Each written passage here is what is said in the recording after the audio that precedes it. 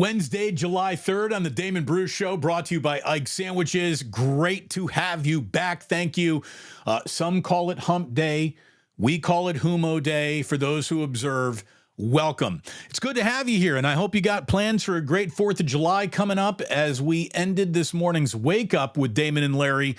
If you have 10 fingers today, I want you to have 10 fingers on Friday. If you've got 9 fingers today, I want you to have 9 fingers on Friday. The goal of the 4th of July, as always, is return with as many fingers as you departed with. It's my only recommendation to all of you. Count your fingers, have the same amount after we get past the 4th of July. We will be taking a day off on 4th of July. The kids are going to be home. I'm not going to leave Jillian to just fend for herself all day. So we'll be back with you on Friday for a Wake Up and the Damon Bruce Show then. But I hope you all have a great 4th of July indeed. And let's hop into what we need to talk about here today before we send you to your 4th of July. First of all, the Warriors are starting to take a little shape. And the shape ain't sexy. The shape isn't built to sell tickets with any of these guys, but trying to replace Klay Thompson in the aggregate is where the Warriors are kind of operating from. And in a weird way, if this Buddy Hield thing goes through, they've done it in a weird way. So Woj is reporting that the Warriors are in very serious talks with Buddy Hield to add him to the team in a sign-in trade. And that sign-in trade, according to John Hollinger, might need to be wrapped into the other sign-in trade that got them DeAnthony Melton. And there's going to be more teams involved, and it gets complicated. But we're not worried about the minutia of how it gets done. Let's just assume Buddy Hield becomes a Golden State Warrior. This is a three-point artist. This is a guy who takes three-point shots and does it at a pretty good clip. That's what he's been in this league. That's what Klay Thompson has been in this league, along with being an elite perimeter defender, which DeAnthony Melton has been in this league. DeAnthony Melton is someone who can play a level of defense from the guard spot. You got Buddy Hield, who can duplicate a little bit of what Klay gave you as a catch-and-shoot guy. And then you got Kyle Anderson, who signs a 3-year, very team-friendly deal with the Golden State Warriors. Kyle Anderson is not going to sell a single ticket in his career. He is not going to make an all-star appearance in his career. He's a glue guy. And he's a defense-first glue guy who gives you like 7-ish points, 4-ish rebounds, 5-ish assists. It's kind of who he is. He is just a guy that makes your offense or your defense run a little bit better without ever really standing out in it. He's an IQ guy. He's an NBA IQ guy. And I don't think he is a beautiful player, but he's a player. He's an NBA player. And I think those 3 guys joining the team in the year that Klay Thompson has left the team, there is an argument that at worst the Warriors have stayed the same if they haven't actually gotten a little bit better. So what does a little bit better get the Warriors? Not too much further down the road from where they are. And John Hollinger wrote a really good piece we'll get into here to tell you about how difficult it is for the Warriors to see their way out of where they are to who they may be without veering too far off the path of competition. They're trying to thread a needle that is a very tough needle to thread when you can't spend money like a drunken sailor anymore. And the NBA has basically made the damage so punitive against teams with that second apron. And the second apron might as well be called the Joe Lacob rule. That it's going to be hard for any good team to stay together. It's going to be almost impossible for any good team to put together the kind of a decade that the Warriors just sort of gave us. The Warriors, if the Hield deal happens, have done a pretty good job in the Klay Thompson aftermath. All 3 of those guys together will never be, a Hall of Famer like Klay will be. Will never be as cool. Will never drive a boat to the game. Will never have a dog named Rocco. None of that's going to happen again.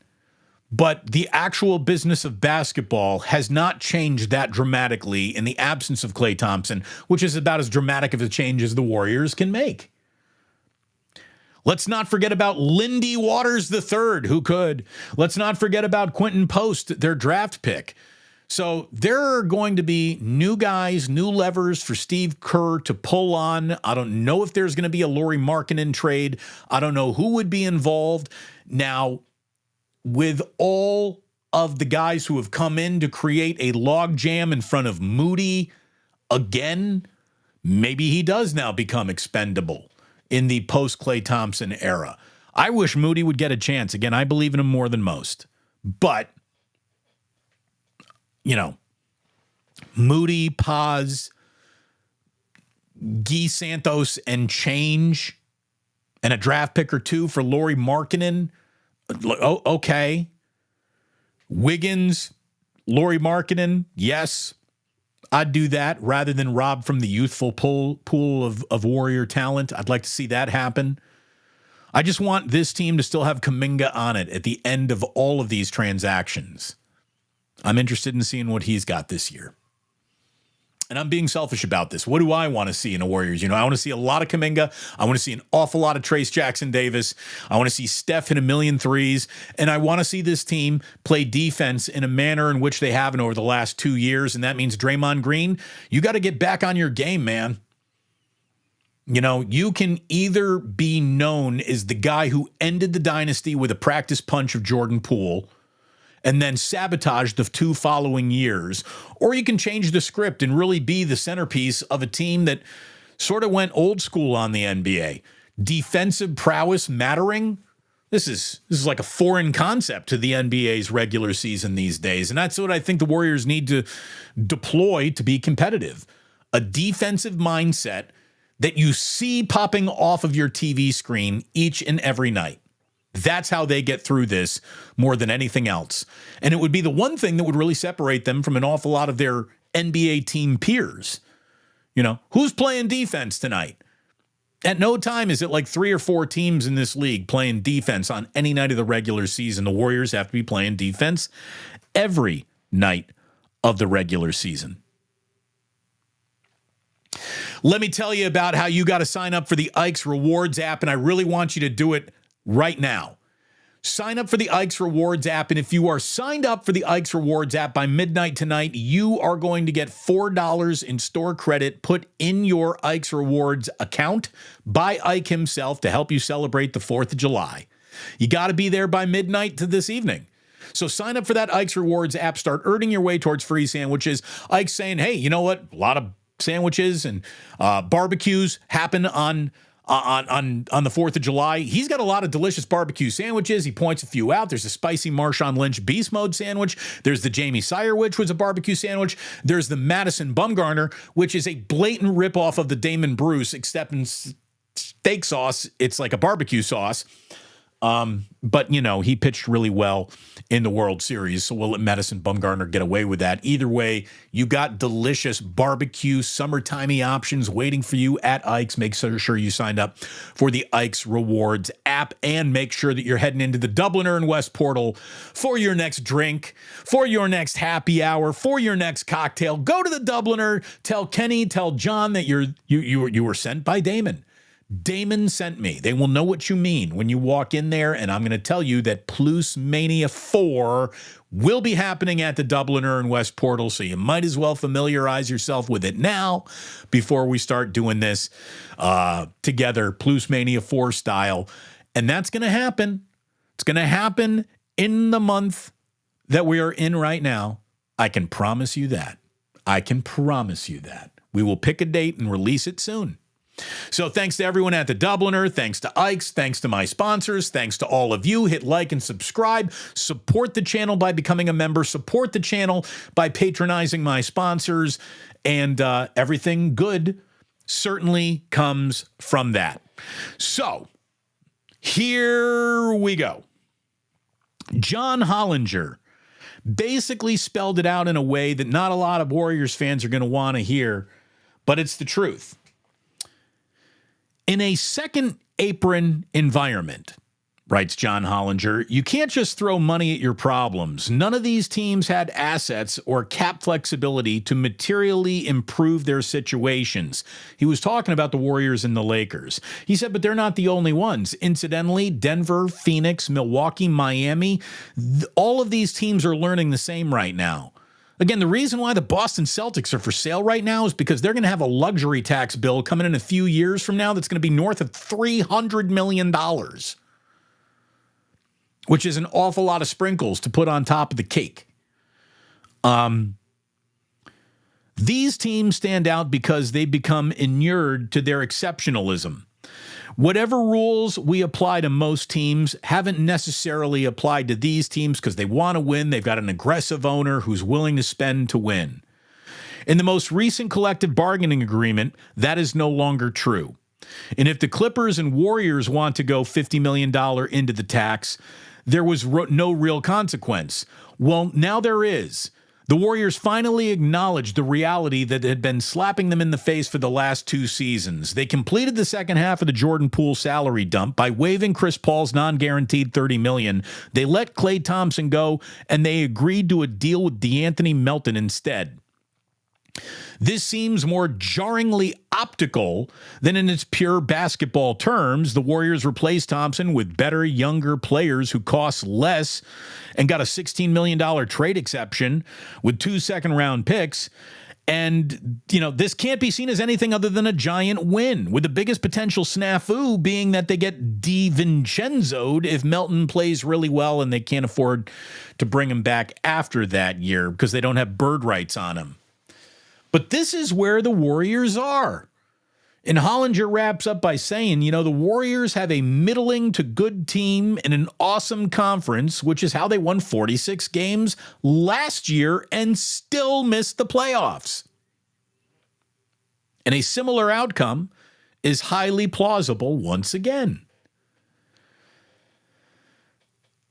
I mean, I'm not saying that the Warriors are stuck, as much as I just am saying they are who they are in a new financial environment that won't allow them to behave like they used to behave. So here you are. You're the Warriors. You are dealing with the emotional strains of losing Klay Thompson. You're about the same team, though, as you were based on pieces that you're adding. Again, all of this is, becoming true or ringing true in my mind if Buddy Hield is indeed a Golden State Warrior and Woj says close to happening. Still not official, but close. And it's been a very interesting 3 days for the Golden State Warriors. There's just no doubt about it. Very interesting. Are they much better? No. Are they much worse? No. Defense is going to be the path out of this. No NBA team wants to hear that. Everybody's very comfortable not playing hard defensively for 50 games of an 82-game season. Warriors got to bring it now. They're going to have to bring it now defensively. They really, really are. In terms of bringing a few more voices into the coaching room, Steve Kerr has done just that. Jerry Stackhouse has been added to Steve Kerr's staff, and Terry Stotts, who has been everything in the NBA. He has been an assistant coach, a head coach. He's been involved in good teams and bad teams. He's a Bloomington kid. He went to high school in Bloomington. He didn't go to college at my alma mater. But again, whenever you can add a native Hoosier, I think you do that. It's just me. I'm a little biased in that regard. But I like the move. I like those moves. Steve had 2 coaching spots to replace, and we'll see what that does for the Warriors. Again, but it's going to be about player defensive effort. I think the whole year coming up is going to be defined by defensive aptitude. You're either bringing it or you ain't. And if you ain't, you got no shot. If you are, you got a little shot. That's where I think the Warriors are. Rockin' New Era, show end time, 11:50. No, we're not making it to 11:50 today. There's just nothing going on. Like Larry and I did a Niner wake up where, believe it or not, we talked about Brandon Aiyuk again. And it really is time to just get that deal done. Look, we're 2 weeks away from training camp opening. 2 weeks. And I really do think the Niners owe it to themselves to start playing hardball here with Brandon Aiyuk. And you tell him, you got a contract for him to sign before veterans report to training camp on July 23rd. And if he hasn't signed a contract by then he's playing on his $14.5 million fifth-year option, and that's that. And if you want to hold out, I don't know if we're trading you. So this isn't going to really end well for you unless you decide to get on board with the new deal that we're offering that we're not obligated to, but will, or you're playing for your 14 and a hook. The 49ers owe it to themselves to have everybody's on the same page of winning football games when training camp starts. When training camp originally gets going in less than 2 weeks from now, that's when 2024 begins. I don't want to hear about any more contracts or any negotiations or any players being added or considered. This is our team. This is who we are. We've got all these guys. We're going to whittle down to who we are by week 1, and we want all hands on deck before we do that. That's what the Niners owe it to them. They owe it to themselves to have everybody focused on the upcoming season, nobody counting their money anymore.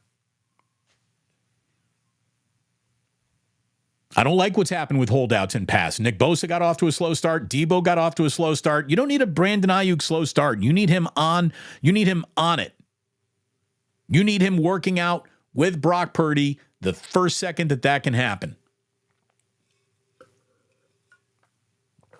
Kruger tells me the guy's filming a documentary. I mean, what, are you serious? Documentary? What, are you looking for some dramatic ending to this documentary? Which, by the way, who is good? Who among you? And if you're watching right now, I assume you're a 49er fan, right? Who among you is signing up for the Brandon Aiyuk, oh, woe is me, my contract documentary? I'm not watching that. No way.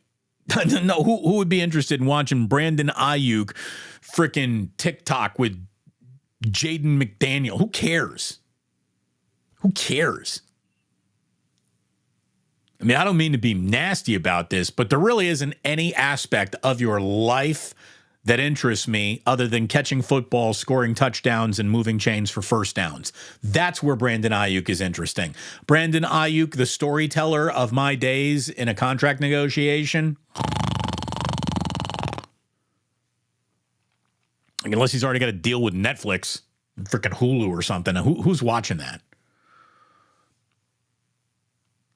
Mark Adams, 49er Web Zone, says that there was optimism that the 49ers and Aiyuk were getting closer to a deal. Last Monday, Aiyuk met with GM John Lynch and head coach Kyle Shanahan. Then later in the week, Aiyuk was back at Levi's Stadium, presumably meeting with 49ers brass again.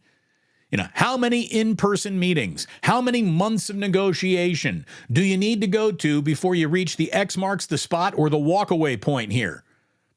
What do we need that deadline? All right, deadline, as far as I'm concerned, would be July 23rd. That's the new Damon Bruce imaginary deadline. I wouldn't want to wait till week 1 of the preseason. I want you here practicing. First chance we get.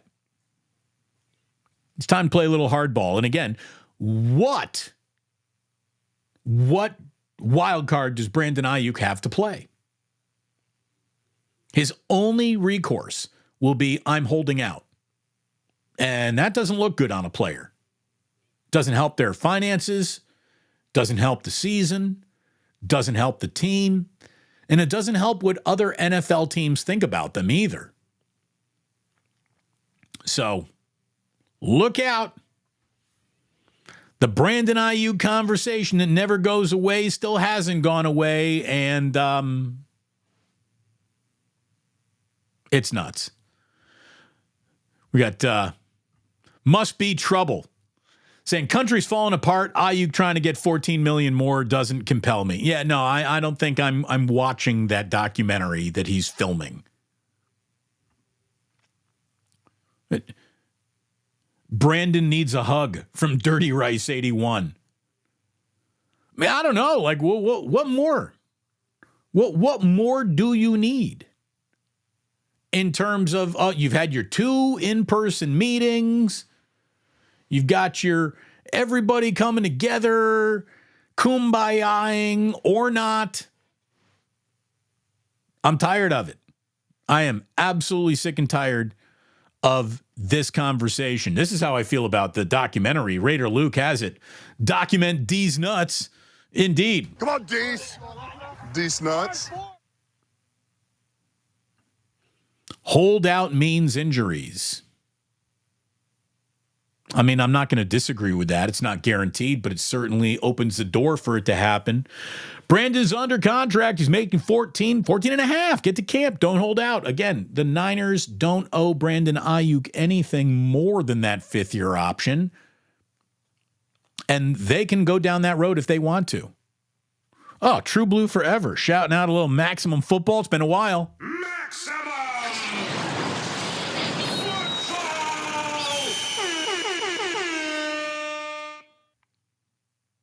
Get it done. Get it done.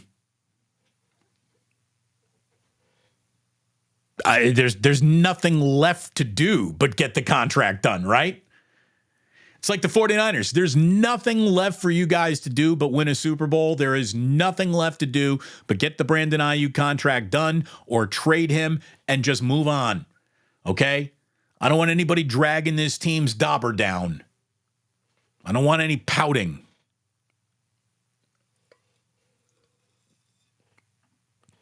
San Bruno Mike saying, hedge your under bets, people. Yeah. Yeah. No doubt.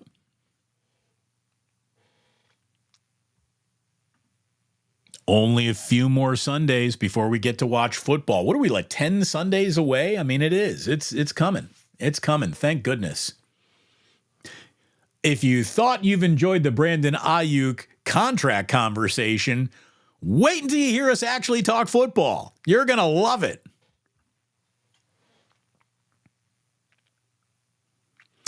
Okay.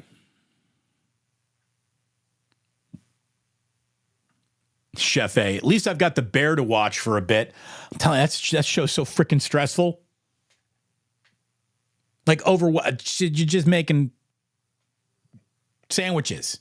Like, everyone calm down. We are through the first season of the Bear. Through the first season of the Bear. I like it. I don't love it. It is a little bit of a postcard to the city of Chicago. A lot of beauty shots, a lot of grimy shots. That's what Chicago is. Everyone's kind of good at what they do. Everyone's kind of an asshole, too. Everyone's sort of a dick. It's a very Chicago thing to be. Raider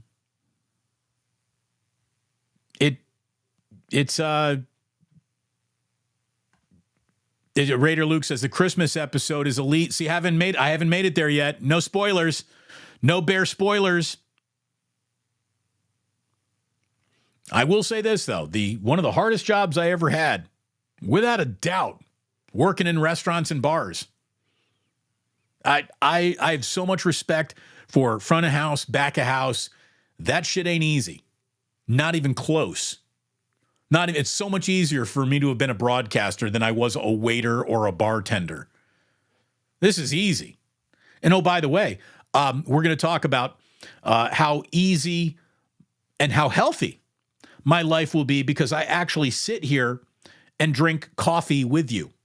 I have a story about that in a second. But real quick, one more thing about sports. The Giants opened up their road trip with a win in Atlanta. Hayden Birdsong goes 5 innings for his first major league win. He strikes out 5. He walks 2 in his second career start. Congratulations to him and to all the Birdsongs. You had Soler, Ramos, and Wade all going deep in a game that, is the last road trip before the first half is over. So having a good road trip here would be a good idea. It ain't going to get any easier when you get to Cleveland, as we talked about yesterday. Atlanta is not an easy team to beat either. So go ahead and win today's game, for goodness sakes, and you have won this series in Atlanta. Jordan Hicks against Chris Sale. By the way, Chris Sale's pretty tough to hit right now. He's 10-3 with a 2.79 ERA. Jordan Hicks, though, pretty good. 4-4, 3.36 ERA. 15th save for Camilo Duvall picked up in Tuesday's win. And all I can tell you is that also on Tuesday, the A's beat the Angels. Huzzah. There you go. Get your wristband. The truth is out there. Last dive bar. We love you. I can already feel Carl Buszczek making a Last Dive Bar We Love You video. And do it, Carl. Get it out there, because I do love the guys at the Last Dive Bar. I do. Love them more than John Fisher has ever loved the A's. That's for sure. What else do we have from the world of baseball? Shohei Ohtani says he's not going to be participating in the home run derby. Okay. He says he's rehabbing his elbow. I could understand how a guy who's rehabbing a Tommy John surgery doesn't want to have, all those hacks in a row at home plate. I get it. It sucks, though. Hopefully Aaron Judge gets in there. And there you go. I want to wrap up with a good story and a bad story, but certainly a State of the Union story in radio that'll just let you know that we're on to the right thing here on YouTube. Sitting and drinking coffee is good for you. Who would have ever thought? Sitting and drinking coffee is good for you? The story goes, sedentary coffee drinkers have a 24% reduced risk of mortality compared to those who sat for more than 6 hours and didn't drink coffee. This is according to the lead author of a study published recently in the Journal for BMC Public Health. In the article, researchers reported that non-coffee drinkers who sat 6 hours or more per day were 58% more likely to die of all causes than coffee drinkers sitting for less than 6 hours a day, indicating, both risk of sedentary behavior while they're saying coffee adds benefits. I live way too sedentary of a life. The amount of time I spend sitting down at my computer, talking with you, recording videos, doing things, it's way too much. I need to get outside. I need to walk more. But you're telling me that sipping coffee is keeping this man alive? Well, now it makes sense. Now it totally makes sense. And oh, by the way, I got to thank a YouTube commenter who came in after the fact on a video that I did. And this is from Cliff V3. Again, this was from yesterday. I can't bring it up here. I'd show it to you. Cliff V3 says, Damon, longtime fan, love your sip of the day bits, but was curious if you'd tried the best coffee available in the Bay Area. In no particular order, you must experience the following. And what I like is he doesn't just give me the coffee shop, but gives me the strain of bean or coffee to try. Blue Bottle Giant Steps. I don't know if I've tried the Giant Steps at Blue Bottle, but I've been to Blue Bottle many times. Verve, the brand he's calling Sermon. Wrecking Ball, try the Triple Double. Sight Glass, try the Blue Boon. I said, thank you for the list. I really appreciate it. As someone who is a coffee aficionado, I would like to check those off for sure. I've heard of those coffee houses, but to say this is the specific strand you got to try, thank you. I do appreciate that level of detail very much. I'm a Philz guy, and I'm going to tell you right now, the Filtered Soul is where I would tell you should start your Philz coffee exploration. But I like that. I like that.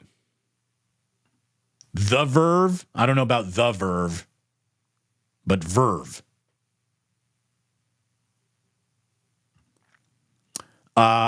Irwin says, I need to switch to oat milk instead of cream or whole milk with my coffee. No, you don't.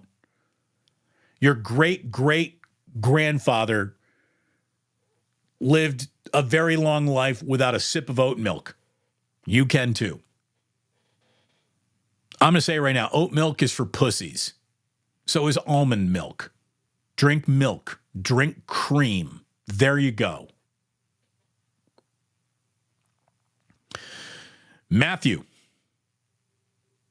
The Ethiopian king knew coffee was going to rule the world, and that's why they tried to hide it from the world. Is that how that happened? I don't know about that. Moondust says, Damon, talk about the Oakland mayor that you were praising.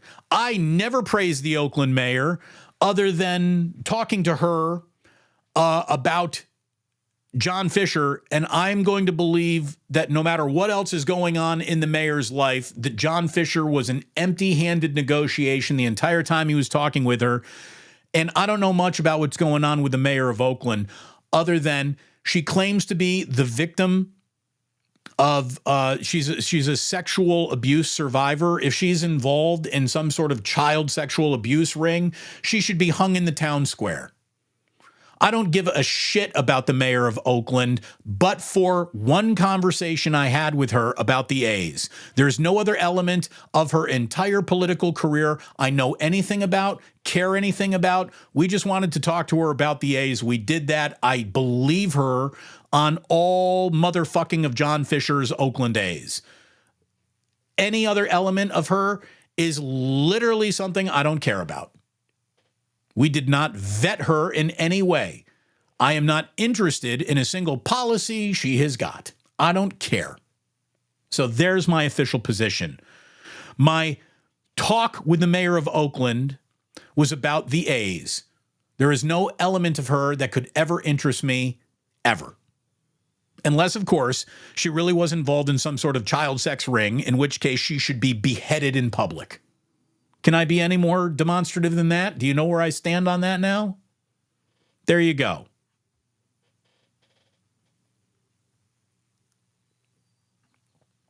Raider Luke, coffee and meditation reading in the morning. That'll set you right for the day. There's not a lot of guys who incorporate the moniker Raider in their name, Raider Luke, and preach meditation. So good for you. Good for you.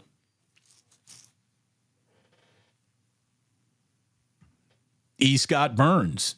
I'm drinking a Phil's Jacobs Wunderbar while I watch, work, and listen. I love the Wunderbar. You know what I also really like from Phil's is the Ether. I like the Ether. I like the Morning Alarm as well. I like those, but I get 2 bags of filtered sold beans delivered to my front door every 3 weeks. And I will, like in purpose. I seriously, I gotta call Phil's and be like, you want to sponsor the show? I talk about you enough, that's for sure. I mean, the sip of the day has become something. Otis, hey, interesting tidbit. Interesting tidbit. Moondust, you kissed the butt of Oakland's mayor. No, I didn't. I called her Madam Mayor because that's her name. I didn't even want to pronounce her name. I knew I'd fuck it up. So I just called her Madam Mayor, asked her about the A's. She dumped on the A's, which anyone who has ever dealt with the A's has dumped on the A's because they're the most poorly run franchise. And I see that it sounds an awful lot like their deal in Las Vegas is not on any sturdy ground, which is what I told you would happen. Again, if you think the mayor of Oakland is a fucknut, wait until you see John Fisher and what he's done in his life.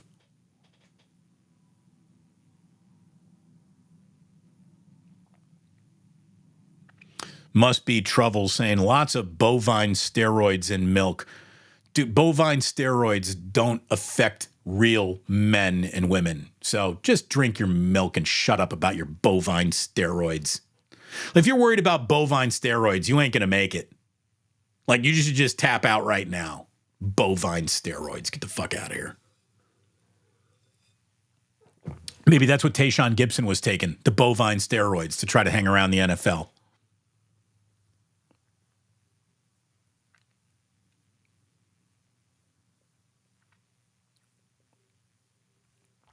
Albert saying, hey, maybe the next Plus Mania should take place in the morning so Damon can judge how we take our coffee.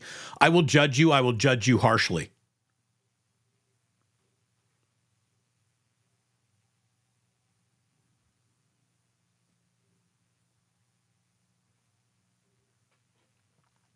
Oh, look, moon dust came down my chimney, and now we must have satisfied him because he says a real man drinks eggnog. A little eggnog goes a long way. I can't drink a big glass of eggnog, but a tiny little, 6-ounce serving of eggnog, love it. It's beginning to look a lot like eggnog everywhere you go. Anything else here? Got people weighing in on their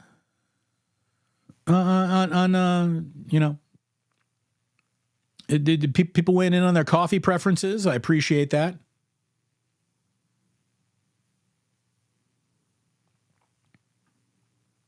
Yeah. People who think interviews or having a conversation with a mayor should be handled like an interrogation. So are you telling me that I should have been all over the mayor about the headline that hadn't come out at the time we were talking to her? Should I have really jumped down the mayor's throat for the investigation that hadn't happened yet, for the FBI raid of her home that hadn't happened yet? Should I have been like a precog in Minority Report and talked to her about her future crimes? Is that what you were looking for me to do? Because I'm sorry I let you down if you were looking for me to predict the future of all the Oakland mayor's coming troubles. I honestly didn't even know that we were going to have the Oakland mayor on the show until about 3 hours before it happened. I was like, oh, is that really happening? Great. Cool.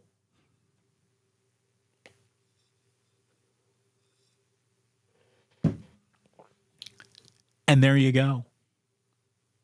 There you go. I think that is a successful show that didn't hopefully waste any of your time. And let me tell you, I want to wrap up with this because it is so good to be with you here on YouTube. I'm not even joking. Given the opportunity to go back to radio or stay here with you on YouTube, I'm staying right here on YouTube. That's for sure. Because another, chink in the armor of a dying radio business was revealed with the news that, again, Odyssey is like a freaking business disaster on steroids. That is a poorly run company that is servicing an awful lot of debt, run horribly by the dumbest among them. iHeartRadio is actually like a pretty well-run company, and even they're going through layoffs right now. My good friend Darren Smith, who has been on the radio forever down in San Diego, is the latest radio layoff. Again, a guy with a widely regarded show as the time capsule of sports of the day in San Diego with great ratings is gone. His producer, Marty, is gone with him. She has been around San Diego sports for 30 years. I mean, San Diego sports got dumber without Darren Smith and Marty on the air. We've been texting back and forth, and I told him, you go ahead and you mourn your radio career for another day, and then we're going to talk about your birth in a digital space that you needed to be moving to anyway. The first few years on YouTube is a humbling, hard experience, I think, for anyone who had a successful broadcasting career on terrestrial radio to pivot to. But the same work ethic that made you a success in radio applied to YouTube, I think, is going to make us all greater successes over here than we were on radio. I believe that. And Darren is as smart and talented a broadcaster as you will find anywhere. So he'll be joining us soon over here. He will be joining us soon over here. And I look forward to that. Because I know for a fact that guy's going to be successful anywhere he puts his content. And the truth is, we live in an age where if you're just giving your content to some corporation who is so fucking bad at handling content, they're filing for bankruptcy, they don't deserve to get your content anymore. The era of the content distributor is over. Welcome to the day of the content creator. And here we are. And there we go. And thanks to all of you for supporting what we're doing over here. It means an awful lot. Like and subscribe on your way out. Again, you have but one job on the 4th of July, and that is to return to the Damon Bruce channel, Damon Bruce Plus, on Friday for Wake Up with yours truly and Larry Krueger. And we'll do a Friday, Hey, How Are You show at 11 o'clock and see what has happened in the world of sports, in the world of the Warriors, world of the Niners, and our little goofy world that we exist in over here. Thank you for being a part of this goofy world, and we will have more for you soon. Oh, you know what could also help me out an awful lot? On the 4th of July, just start watching random Damon Bruce videos. Let's keep those viewerships up. Let's not dip through a holiday. So you want to help the show out? Just click on a whole bunch of shit and start watching it. You can click on it, let it roll, click on a playlist, let it roll, walk away from your computer. All those counts as views for your boy. Help me. Help game the system with your likes, your subscribes, your views, your love. Thank you all so very, very much. And please do remember that sports don't build character, they reveal it. And like that, he's